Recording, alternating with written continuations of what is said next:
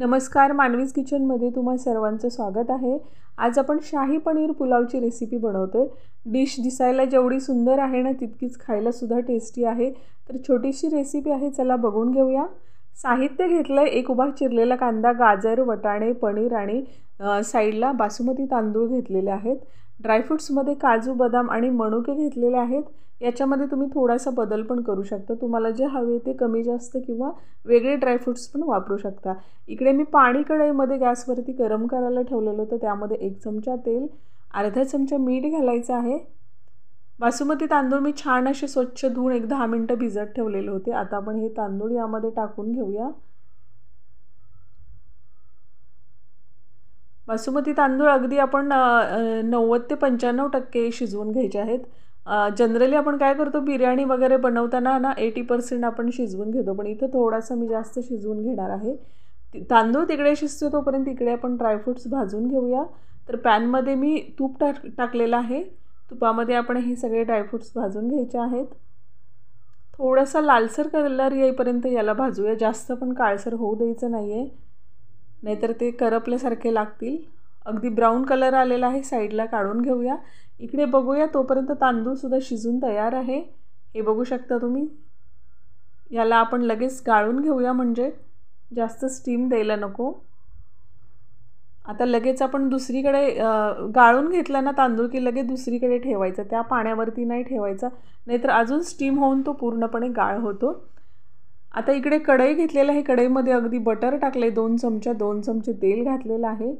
Butter टाकल्याबरोबर लगेच आपण तेल घालायचं, नाहीतर बटर जळलं जातं। हे छान असं मेल्ट होऊ द्यायचं आहे बटर। त्यामध्ये आता आपण 1 तेजपत्ता, अर्धा चमचा जिरे घालायचे आहेत। हे दोन्ही छान असं तेलामध्ये आपण परतून घेऊया। आता हा उभा चिरलेला कांदा आपण इथे टाकूया। मी इथे मोठे उभे 2 कांदे चिरून घेतलेले आहेत। कांद्यामध्ये सुद्धा तुम्ही कमी जास्त करू शकता हवं तसं। आता थोडासा लालसर होऊ द्यायचा कांदा। कांदा लालसर झाला की लगेच त्यामध्ये आपण गाजर टाकायचं आणि वटाणे पण टाकून घ्यायचे। कांद्याला पूर्णपणे शिजवून घ्यायचं नाही, थोडासा कच्चा ठेवायचा, कारण पुढे बराच वेळ कांदा शिजत राहणार आहे, त्यामुळे तो पुढे पण शिजला जाईल, त्यामुळे त्याला थोडंसं अगदी नॉर्मल फ्राय करायचं आहे। आता आपण इथे आलं लसणाची पेस्ट घालून घेऊया, हे पण छान असं मिक्स करून घेऊया। तेलामध्ये थोडा वेळ सारखं परतत राहायचं या भाज्यांना, कारण गाजर आणि मटर थोडंसं सॉफ्ट व्हायला वेळ लागतो ना। आता इथे 1 दालचिनीचा तुकडा, लवंग 4-5, काळी मिरी 4-5 टाकून घेऊया आणि ही 1 मसाला वेलची मी टाकलेली आहे। हे मसाले पण छान असे मिक्स करून घेऊया। गरम मसाले आहेत ते तुम्ही सुरुवातीला तेलामध्ये टाकले तरी चालतील, हरकत नाही, पण असे सुद्धा टाकल्यानंतर छान असा फ्लेवर येतो। आता मसाले वगैरे छान भाजून झाले, त्यात आपण अर्धा चमचा हळद, 1 चमचा धणा पावडर, अर्धा चमचा जिरा पावडर, 1 चमचा लाल तिखट आणि हे अर्धा चमचा आपण मीठ घातलेलं आहे।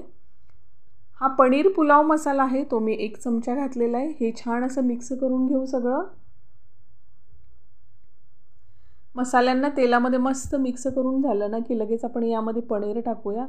भाज्या पण आपल्या छान अशा सॉफ्ट झालेल्या आहेत। पनीर पण आपण आता परतून घेऊया छान असं भाज्यांमध्ये, म्हणजे सगळे मसाले वगैरे त्याला लागतील।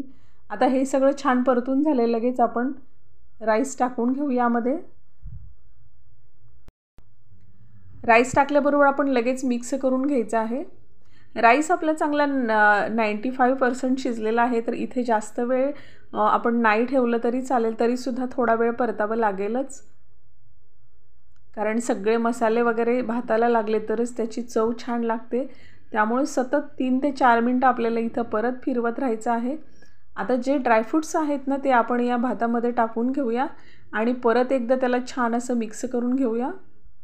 एखादी नवीन वस्तू घरामध्ये आपण बनवायला लागलो की थोडंसं दडपण असतं की ती कशी बनेल किंवा टेस्टी होईल की नाही, किंवा घरातल्यांना आवडेल की नाही, तर तसं काहीसुद्धा होत नसतं।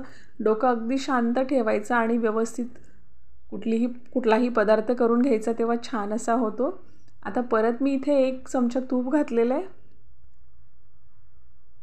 आपण सुरुवातीला बटर घातल्यामुळे मी थोडंसं तूप घातलं आहे आणि ड्रायफ्रुट्स आहे आपले ते सुद्धा तुपामध्ये भाजलेले आहेत, त्यामुळे जास्त प्रमाण व्हायला नको म्हणून मी अगदी 1च चमचा तूप घातलेलं आहे. बघू शकता तुम्ही मस्त 5 ते 6 मिनटं मी इथे याला चांगलं सतत फिरवले. अगदी मोकळा झालेला आहे. आता वरून थोडीशी कोथिंबीर टाकू आणि मस्त याची डिश बनवू आपण साईडला.